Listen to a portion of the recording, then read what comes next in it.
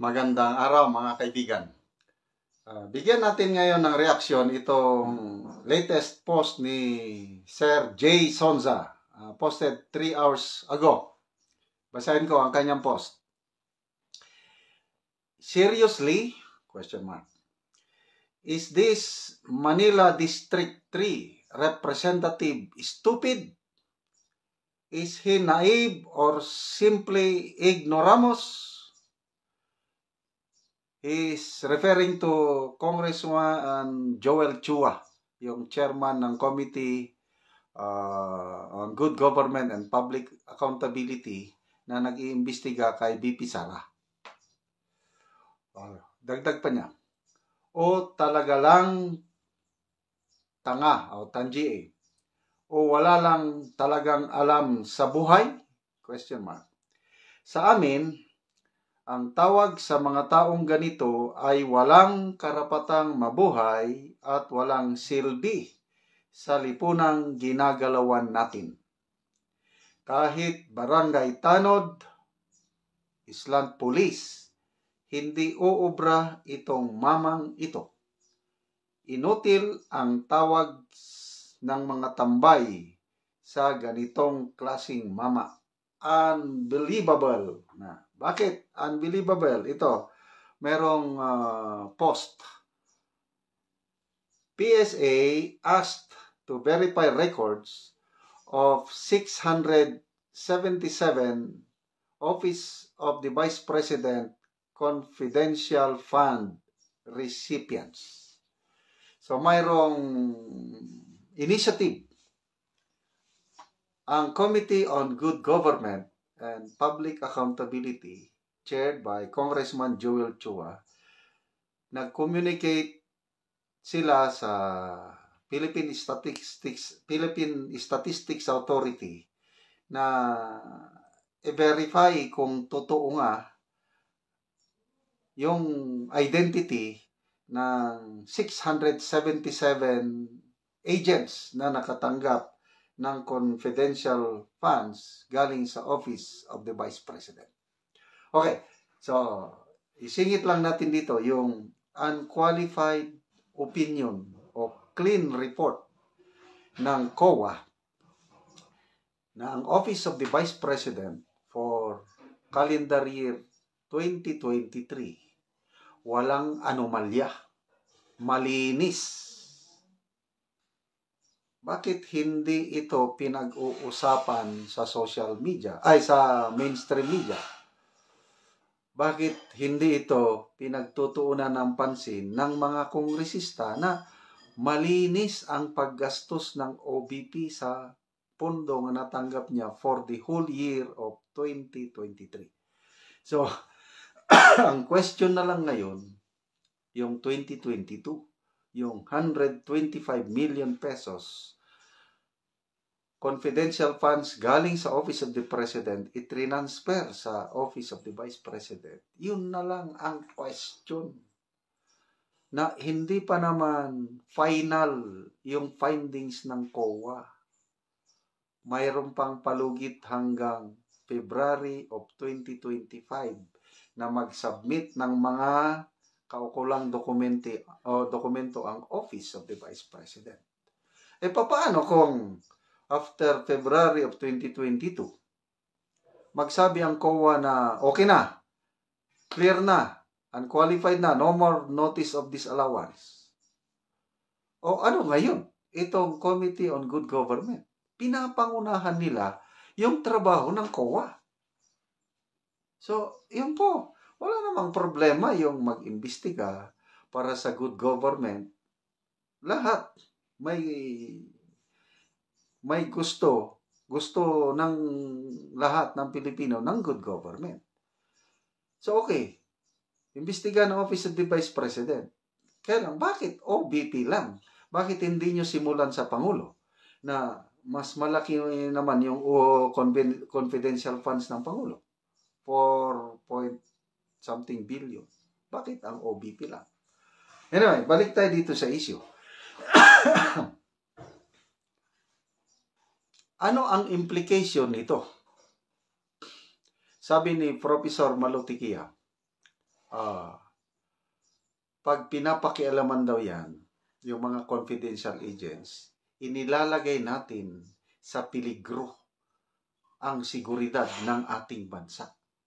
Kasi nga, kaya tinawag na confidential, dapat sikreto, hindi isa sa publiko. Ngayon, isinasa publiko na nila. Anong mangyayari sa mga agents natin? Ako, naranasan kong naging commander. Meron kaming confidential intelligence fund. Although, hindi masyadong malaki. But meron. Dahil sa nature niya na confidential intelligence fund, pagdating sa aming unit, kahit ako ang commander, hindi ko pinapakialaman. Sabihin ko lang sa disbursing officer, okay, intel, confidential funds, bigay sa intelligence officer. O, sa intelligence officer naman, sabi ko, may tiwala ako sa iyo. Do what is right. Spend the money wisely. After that, wala na. Wala nang resibo kung anong gagawin niya sa pera. Bahala yung aking intelligence officer. Bahala yung aking intelligence sergeants. At alam niyo, napakaganda po yung resulta. Yung ganong pinagkatiwalaan ko sila. Nung battalion commander ako, infantry battalion sa Mindanao. Ang ganda yung resulta ng aming intelligence operations. Nakapagtanim kami ng mga agents sa loob ng kilusang yung makakaliwa. Nalalaman namin yung mga galaw nila. Kasi yung aming mga agents, suportado. These are civilians, mga agents. Ang handler, sundalo. So yung mga agents, civilian, kompleto ang suporta ng pamilya. Wala na silang iisipin pa na pagkain pamilya. Wala lang. So, nakakapasok sila. Walang kaalam-alam ang makakaliwang grupo na ang mga kasamahan nila galing na sa amin yung iba. Kaya mamaya mag-communicate na yung agent sa aming intelligence officer. Sir, bantay kayo. Ito ang mga target na aataking police station. Yun. Nalalaman namin. So, sabihan naman namin yung police station. Mag-ingat kayo dahil aatakihin kayo. Sa awa ng Diyos, naniniwala yung mga pulis sa aming report. Naghahanda. Nako, isang bayan sa Agusan del Sur. To be exact, Bayugan City, Agusan del Sur. Nung ibigay namin yung tip na aatakihin kayo ng NPA, mag-ready kayo, nag-ready yung mga pulis. Akala ng NPA na ma-surprise nila yung mga pulis. But then, pagdating nila, nakahanda ang mga pulis. Gandang labanan. Ang daming nagurgur sa mga makakaliwa. Ganon. Ganon ang intelligence operation. Ang success nga ng combat operations, nakasalalay sa intelligence. Basta magaling yung intelligence officer at suportado. So dito sa ating bansa, national security, kaya nagkakaroon ng confidential funds mula sa Office of the President down to the mayors. Meron lahat yan. At hindi na yan dapat pinapakialaman. Bakit dito pinapakialaman? 677 na nakatanggap ng confidential funds galing sa Office of the Vice President, pinapa-imbestigahan na, pinapa-verify na sa Philippine Statistics Authority. Kaya ito, galit na galit si Jason sa, although tanong nga lang naman, basahin ko ulit, is Congressman Joel Chua stupid? Is he naive or simply ignoramos? O talaga lang tangier o walang alam sa buhay?